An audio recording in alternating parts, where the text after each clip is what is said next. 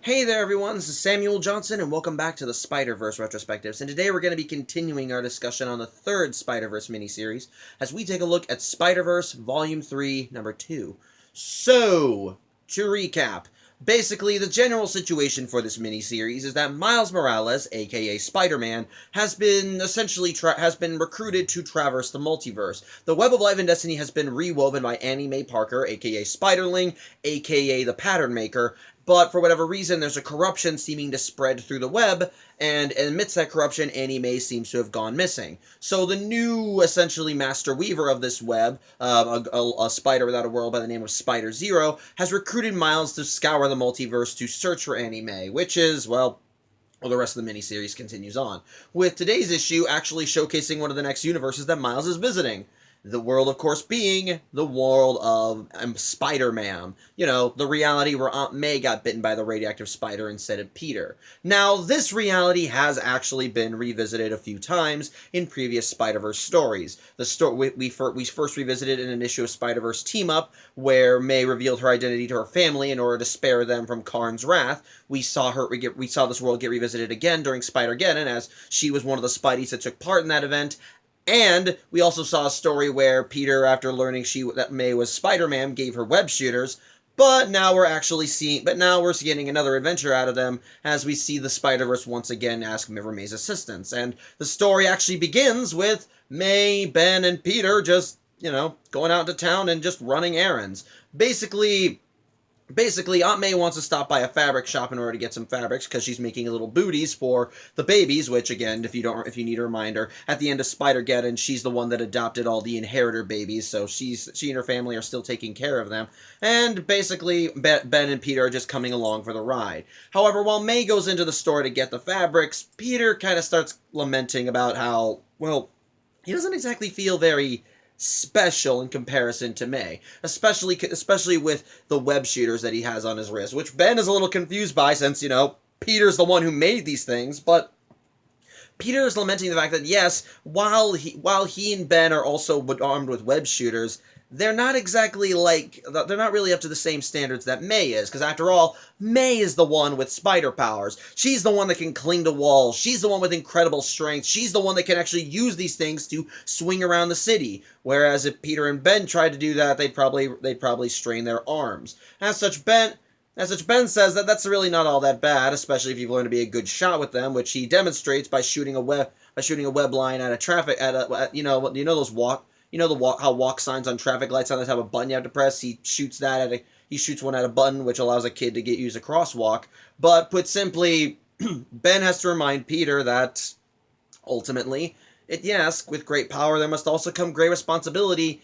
But that doesn't mean that those without power are just off the hook. They can still do good they can still do good with what they have. And while Peter and Ben may not have spider powers, they can still help in any way they can, even if it's just support to May, or just doing a good deed every now and then, which May overhears as she exits the fabric store, and if she and Ben get a little lovey-dovey, it's actually kind of sweet.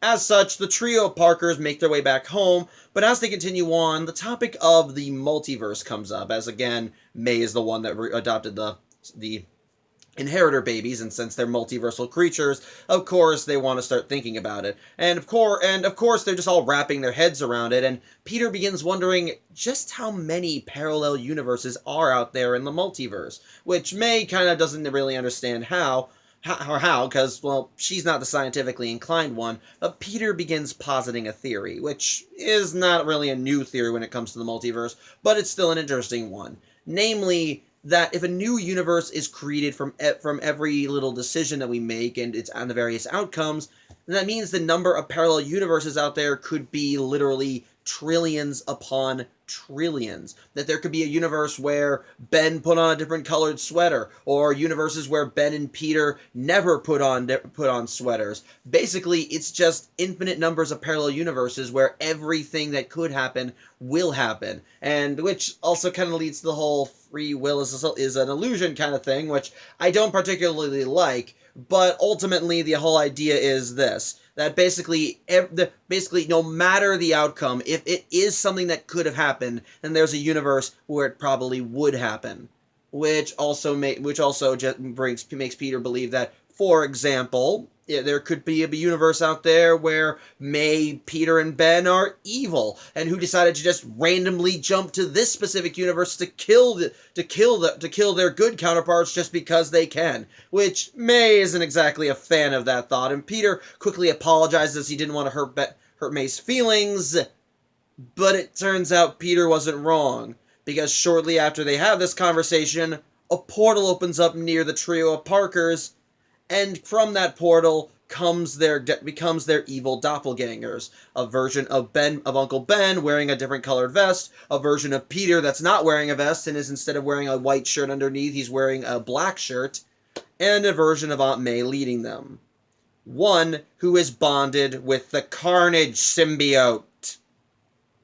Yeah, not exactly good. So, put simply, these are evil versions of the Parkers, and yeah, like Peter, they had realized the whole infinite nature of the multiverse, that every decision that could happen will happen. But whereas Peter, May, and Ben were just talking about that and utilizing it as a thought experiment, essentially, these guys realized, well, if the multiverse is infinite, then what's the point of doing anything? There's no free will. We're all just given the illusion of free will, because there's alternate parallel universes where we make opposite decisions, so nothing we do matters. So basically, they just decided, you know what, if nothing we do matters, then what the fuck does it matter what we do? So they just decided to start causing random chaos and disharmony across the multiverse. And that's why they're here. They're just here to kill their other selves because they think, well, we can do it if we want, because it won't matter in the end. So, they're nuts. And of course, the instant that May's twisted counterpart showed up, May slipped away to slip into her Spidey jammies, and so, well, Peter, and Ben end up going on the attack as they duke it out with their evil doppelgangers, which is a little bit of a one-sided fight, as while the Peters and the Bens are evenly matched since they don't have superpowers, well, when it comes down to Spider-Man versus Carnage Aunt May, it's not exactly going well, since Carnage Aunt May is bonded with a symbiote, and as May later posits in the fight, the thing is, the evil versions of these characters are willing to do a lot of terrible shit, whereas the good versions are more willing to hold back. So, things aren't exactly going well, especially as Carnage May sends out symbiote tendrils that start digging into her counterpart and the good versions of Peter and Ben, which, however, it's at this point in time when the actual story of this comic comes back into play, as we see Miles as he's jumping between parallel universes before landing randomly in May's world, which immediately upon arriving, he can hear the screams of pain from May and her family, and so he realizes, okay, I probably need to go over there. As such, he swings in, and ultimately, his extra assistant. He's able to punch Carnage May off of her counterpart, and so with Miles' help, they're able to rip the symbiote tendrils off of Spider-Man, and her, Peter, and Ben. And as such, the two spider-powered individuals combine their efforts and then punch out Carnage May.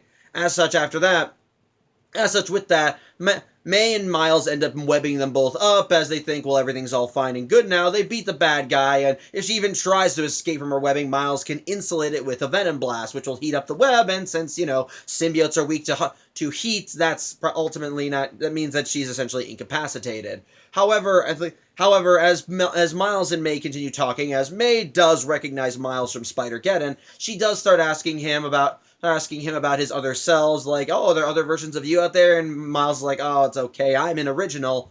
Before another portal opens and a voice from it says, funny, I was gonna say the same thing.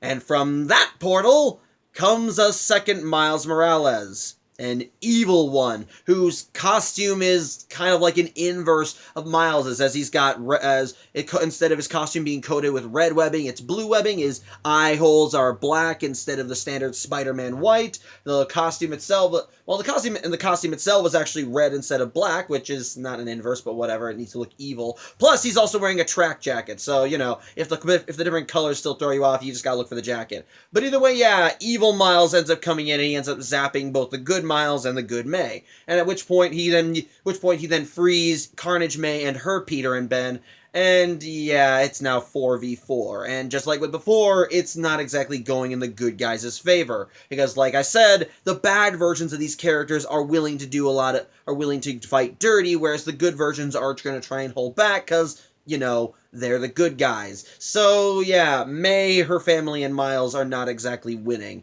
So, as such, May finally just asks Peter if there's any way they can actually beat their evil doppelgangers. And while at first Peter seems a little clueless, he does think he has an idea. Basically, if they can combine the efforts of multiple Spider-Mans from across the multiverse they might be able to open a portal. They might be able to do that if all of them end up shooting their web lines at a specific point. And the combined cosmic energy across realities might be able to open up a portal that they could easily suck their evil counterparts through to send them back to whatever universe they came from. And of course, because it's a web line, they'll be able to seal it shut as well. But that ultimately is a big what if as well, because that requires the assistance of all the good versions of May from across the multiverse. And the thing is, they don't have a means of communicating with them. So even if they attempted this, they don't have no idea how to best coordinate everyone to work together in order to stop the evil ones. But May says that it'll be alright, as she already knows what she needs to do. As there is one thing in the immediate area that she knows that all Mays would probably resonate with. A sign with a heart on it. Something that she believes that represents her love for her nephew and her husband. At which point, May ends up shooting a web line at it, and she asks Miles to help as well, as he ends up shooting a web line as well. And we see sparks forming. As suddenly we end up seeing across the multiverse, as we see all these different versions of Spider-Man, each of them actually wearing different versions of the Spider-Man costume that we've seen him wear, that we've seen the original Webhead wearing different circumstances, but the wearers of each one obviously being different versions of May, and they're all shooting web lines as well, and yeah. Their combined efforts are actually start managing to open a portal, which in turn starts sucking in the Carnage May, the evil Miles, and evil Peter and Ben.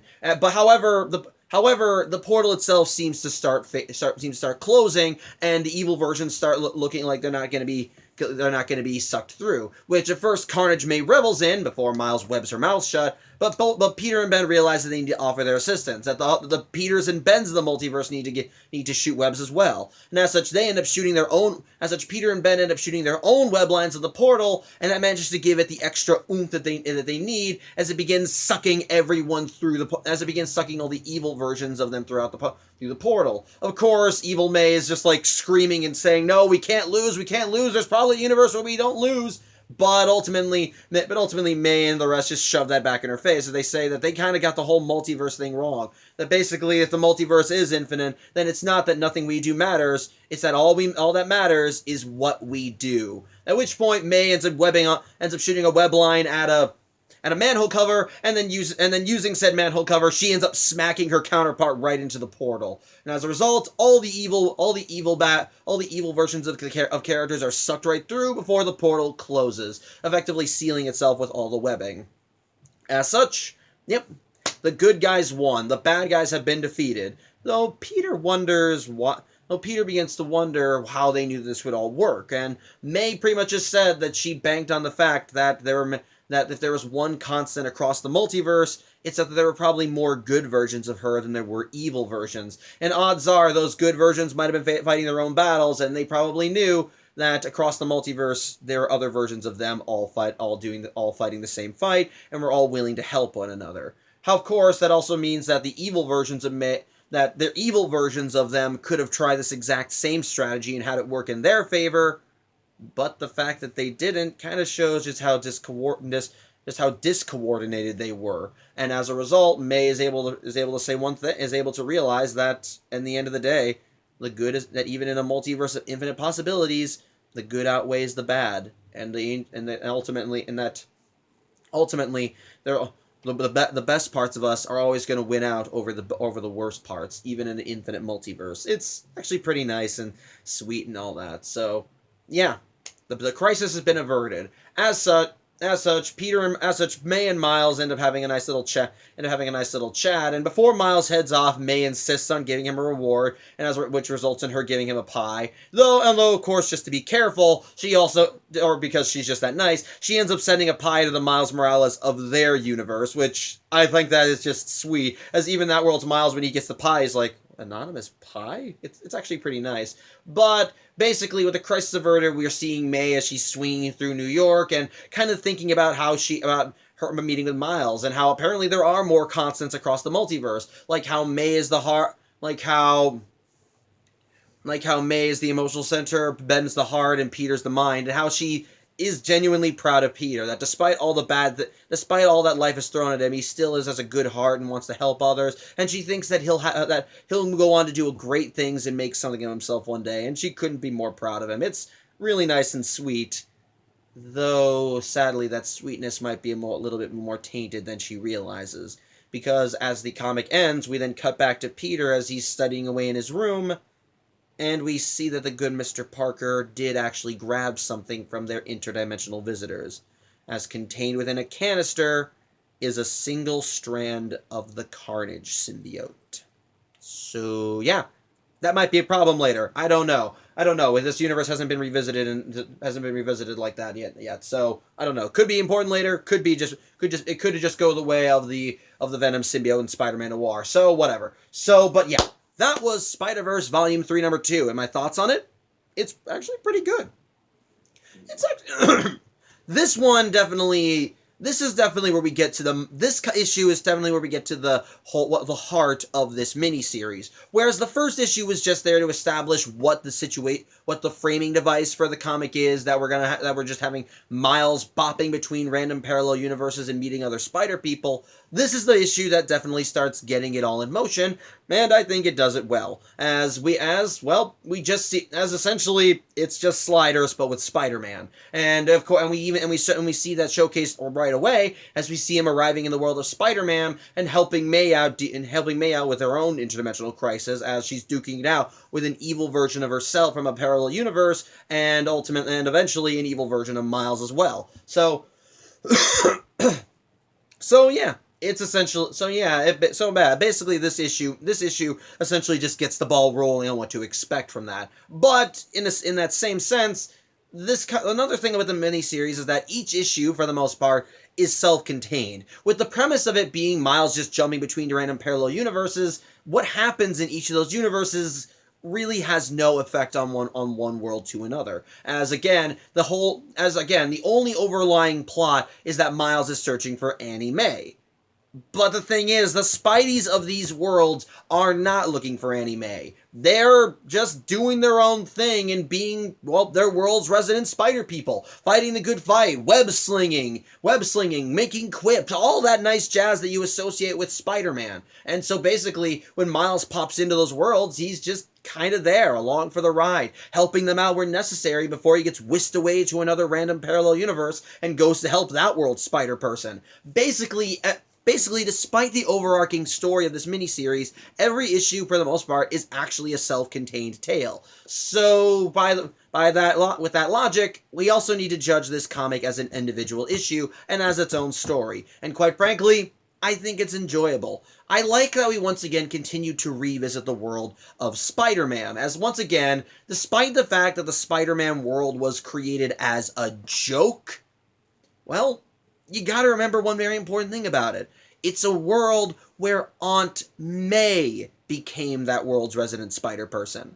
And I have to remind you, Aunt May is one of the sweetest, kindest characters in the Marvel Universe. So her suddenly becoming her world's resident spider person, fully accepting the ramifications of having these powers and what it means to utilize them, and how she fully accepts the mantra, with great power there must come great responsibility.